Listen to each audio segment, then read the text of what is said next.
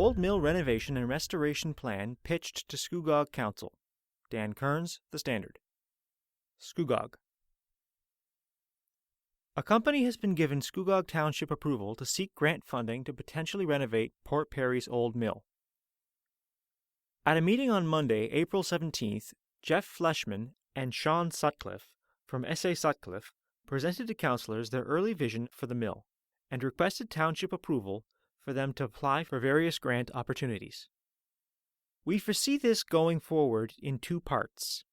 The first part involves us searching out and obtaining various sources of funding to complete 4 different projects. These 4 parts are the exterior of the mill, the interior of the mill, the installation of an elevator to take visitors to the redone top floor, and the creation of a new town square, Mr. Fleshman said. Mr. Fleshman noted the work his company would complete would advance the appeal of the old mill site and structure. Port Perry's Old Mill is located at the corner of Water Street and Queen Street. Mr. Fleshman noted the next step of the project would be a public-private partnership between the township and S.A. Sutcliffe, if the township is interested.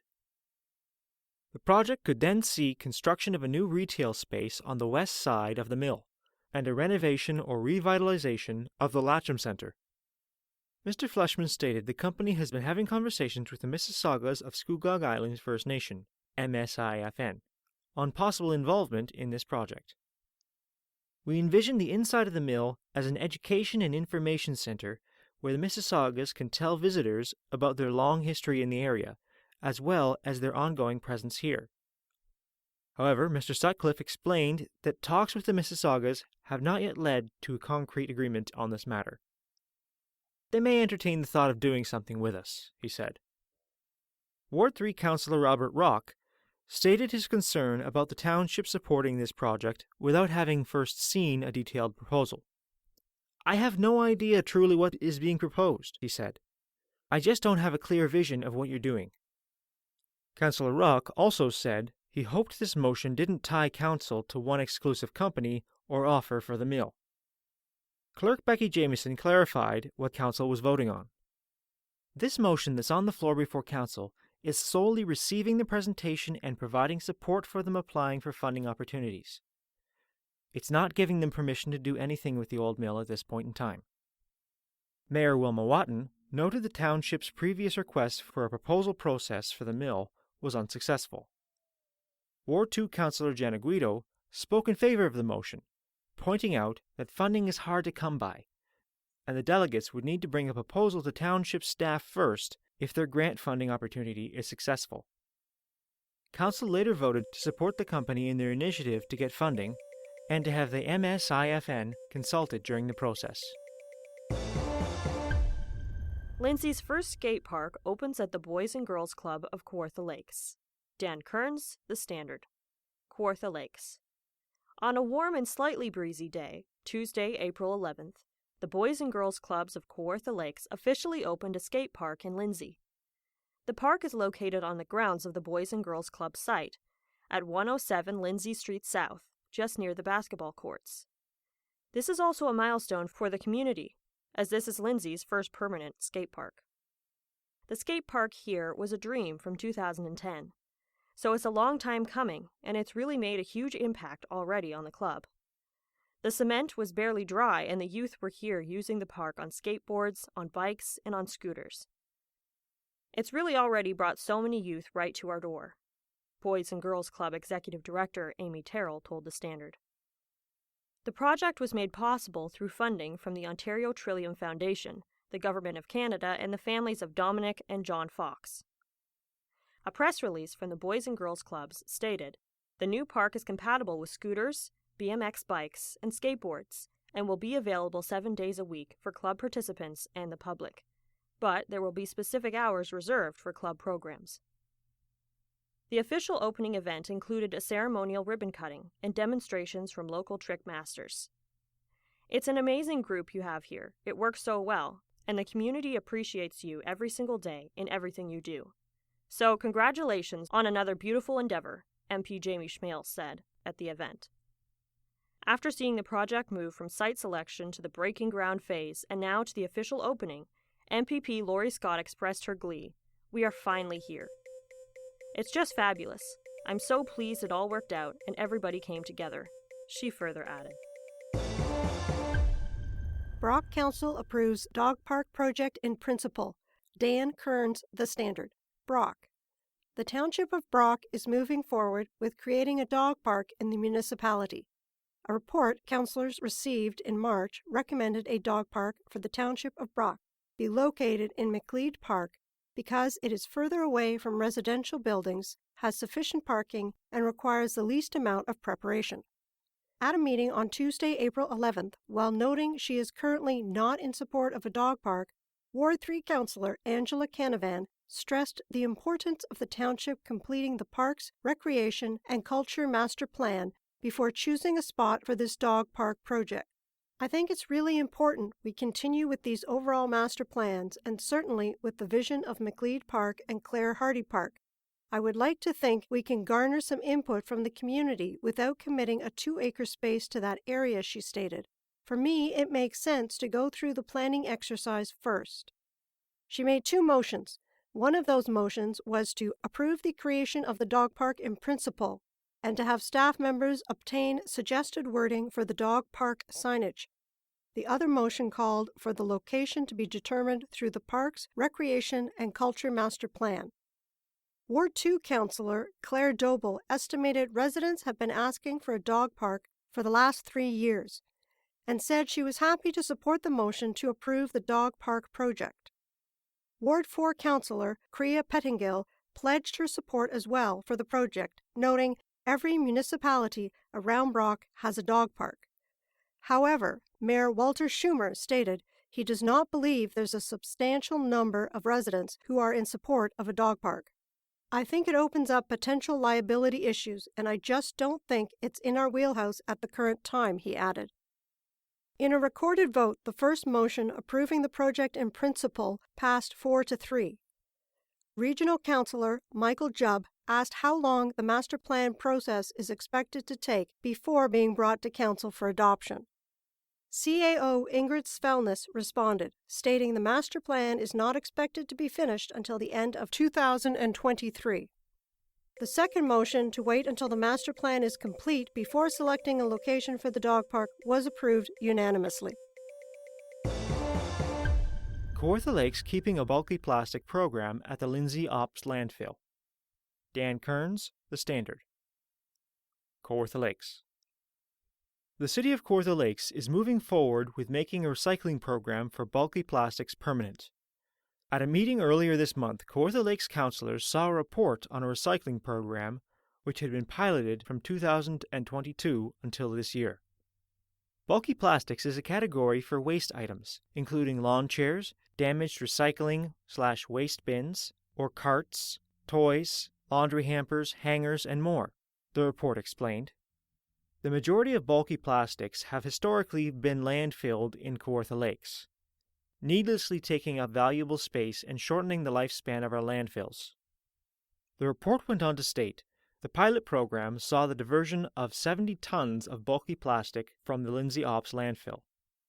At the meeting, councillors voted to make the program permanent and to increase the program's budget to $35,000 in 2024. "I'm just so thankful to see this report and recommendation," Ward 1 Councillor Emmett Yeo said. "Last term I was on the Waste Committee and brought this idea up, and I'm so glad to see it back." How Can We Promote Good Bowel Health by Tina Y. Gerber-McCurley. Most of us are familiar with the physical transformation which aging brings. Our skin loses its elasticity, the gums recede, we grow hair in the most unlikely places, and precious inches of height start to disappear. Don't ask. Working as a personal support worker, I know about age-related structural changes in the large intestine, which can result in more constipation for older adults. Other factors include lack of exercise, low-fiber diets, and individuals not drinking enough fluids. Medication can also be a contributing factor. I once cared for a sweet little lady that would constantly sit on the toilet after her daily bran muffin. I have seen many strange rituals when working in long-term care.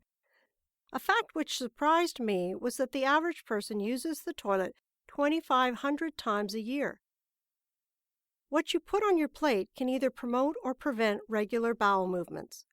The benefits of fiber help with better digestion and bowel function, so when you're not getting enough fiber, you may find yourself constipated. A lower fiber diet consisting of meat and dairy will probably back up your functioning. My mother would say 3 meals a day, 3 bowel movements a day. When she lived in a nursing home, my sister and I always knew when she was constipated, as she wouldn't eat, period. There is no mistaking constipation, pain, and cramps. But abdominal pains aren't the only side effect of constipation. The combination of abdominal discomfort and bloating can sap your energy. Chronic constipation can also raise the risk of urinary incontinence. Straining to poop or pushing too long can weaken your pelvic muscles.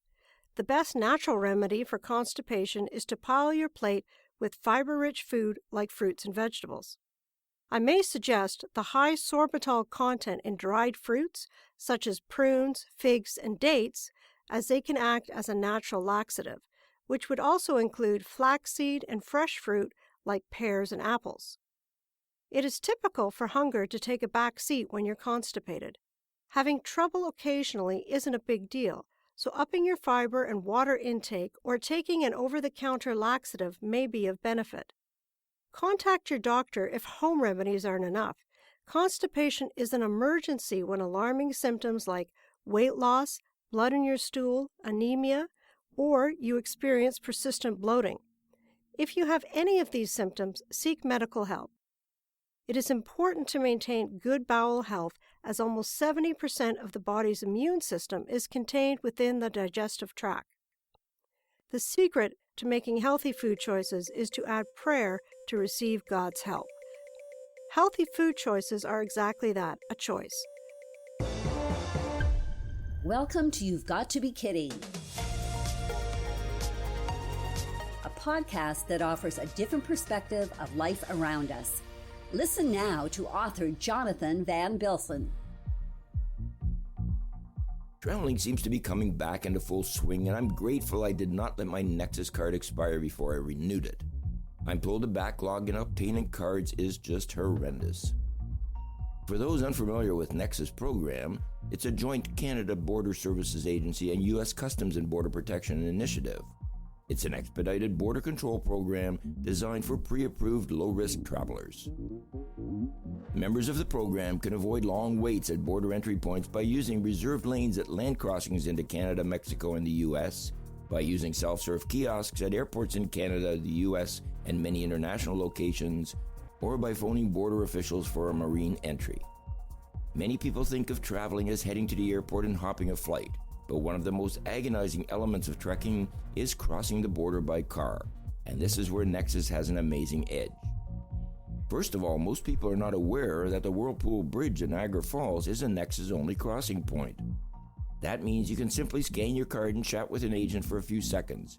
I used it recently and it took less than 3 minutes to drive across and enter Canada. There's seldom a lineup, however it's important to note the bridges operated by Parks Canada, which is a Whirlpool as well, have a crossing fee of $6.50, regardless of using Nexus or not. This is a small price to pay for saving sometimes hours of wait times. They even allow you to link your Nexus card to the Parks Canada app, and the bill simply comes into your mail. Of course, traveling internationally by plane is so much easier with Nexus, as there's a separate fast-track line into security. More important though, when you arrive, you take the fast lane and usually clear customs before your luggage arrives downstairs. I've used Nexus at airports in Iceland, the UK, and of course the US. I understand it is now recognized in 40 different countries. Traveling is challenging enough as it is, with longer wait times and slower processes. A Nexus membership is $50 every 5 years, but for me it's well worth the spend. Nexus cards are valid documents which can be used in place of passports, including by air if flying between the US and Canada. However, carrying a valid passport is still recommended, in the rare event that the flight is diverted to an airport without Nexus support. If you have a Nexus card, make sure you go through the renewal process. It took me about 4 months and I was about to call when magically my card showed up in the mail. I'm Jonathan van Bilsen and this is You've Got to Be Kidding. You've Got to Be Kidding was presented by X4 Media with permission from the Standard Media Group. We endeavor to make all information contained in this program as accurate as possible at production time.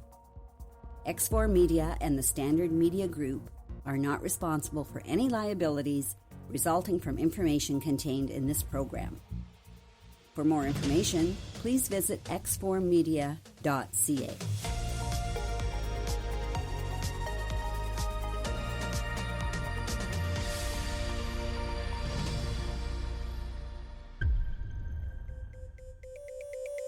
The Standard Podcast was produced by Greenstream Studio for the Standard newspaper.